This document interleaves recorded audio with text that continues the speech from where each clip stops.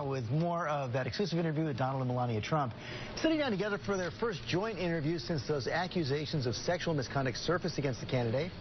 With her husband by her side, Melania Trump addressed that issue, the campaign's impact on their family, and what she'd like to do as First Lady.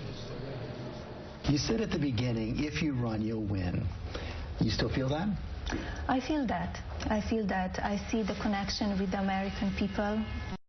Husband, and he created a movement, and the crowd and the people that are behind him, it's unbelievable to see. Does it make you want to get out there yourself and help him out the final 2 weeks?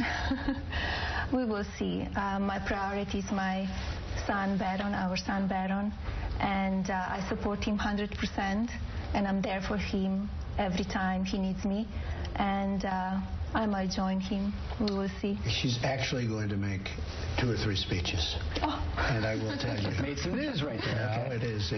She's amazing when she speaks. She's an amazing public speaker. So she's agreed to do 2 or 3 speeches. And I think it's going to be big speeches, important speeches. You mentioned I think it's going to be great. You mentioned Barron, and I wonder, we're going to be talking to the other kids in just a minute. How has the experience been for him? He's heard his father say a lot of tough things, heard a lot of tough things said about his father. How does he take it all in? I teach him, I explain to him, so he knows what's going on, and he's taking very well. I keep him balanced and just have him a childhood as normal as possible, and he's enjoying his school and his sports. He's a great athlete, and I just want to have him out of the spotlight for now. Does he ask you about the news, though? Yes, all the time. He asks me about the polls all the time.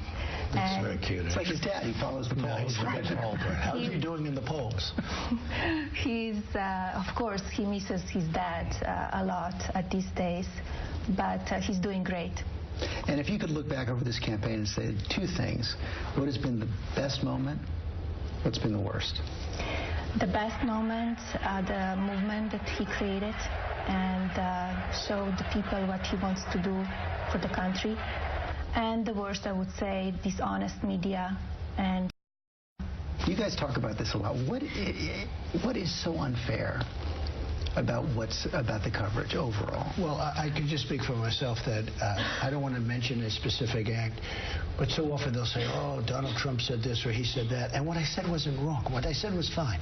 If a Democrat had said it, if Hillary had said it, people they wouldn't have even thought about it. But I'll say something that's absolutely perfect, George, and the next day it's headlines. Donald Trump said this or that. That comes with the territory, though, doesn't it? No. Look, I went to an Ivy League school. I was a good student. I'm a very smart person. I know what I'm saying. Now, there have been some instances where I could have done it a little bit differently, but sometimes I'll say something that's absolutely perfect, and I'll get a call after an interview, like with you. Oh, did you say this or that? And they'll skew it so unfairly. But people see it for themselves. They make up their own minds. Well, they don't really, because what happens is you poison the minds. You really do. The media poisons the mind of the American voter. They really do. It's unfair. But the thing is, the American voter is really smart. I mean, I'm going to see how smart they are. But the American voter, I think the American voter is smarter than the media. It's clear you both feel very, very strongly about this. Clearly, we all know, and you've answered some questions about this since that Access Hollywood tape came out. I'm automatically attracted to beautiful. I just start kissing them. He apologized to you for that. But you said at the 3rd debate you didn't apologize to her about the women. The stories are all totally false. I have to say that. And I didn't even apologize to my wife, who's sitting right here, because I didn't do anything. Was that okay with you? They were lies. And as I said before, all the accusations, they should be handled in a court of law. So you believe the lawsuit should go forward? Yes, I believe that. And because without evidence, it's very hurtful and it's very damaging and unfair. And but honestly, do we still need to talk about that? I think American people want to hear the problems that we have in America. She's so right about that? She's so right about that? They want to hear what we will do to make America better. Let's talk about jobs. Let's talk about secure our border. That's what American people want to hear about it. I think people just to finish, I can't apologize for something that I didn't do. Nothing ever took place. But it's more likely to go away if you don't sue. We'll see what happens, okay? Let's see what happens on the 8th. November 8th. Have you thought more about what you'd like to do as First Lady? I will focus on helping children and women, and also about social media.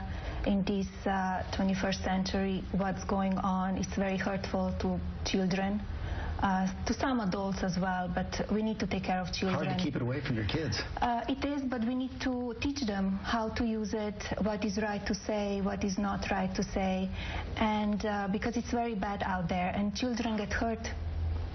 By social media, by what's going on, and by negativity. You give him advice about tweets? Yes, I do, all the time.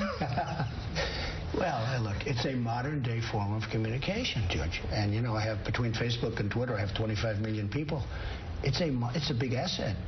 You have to use it right, but it's a big asset. But she'll tell you when you use it wrong. She can give me very good advice, believe me. But what she's saying is true, though. I've seen so many people hurt so badly. Not just children. I mean, just people are hurt so badly by new social media. And she feels very strongly about it. She understands it very well. I'm sure it's very dangerous for children. The New York Times was all the people they say you've insulted on Twitter. That's okay. Were you one of them?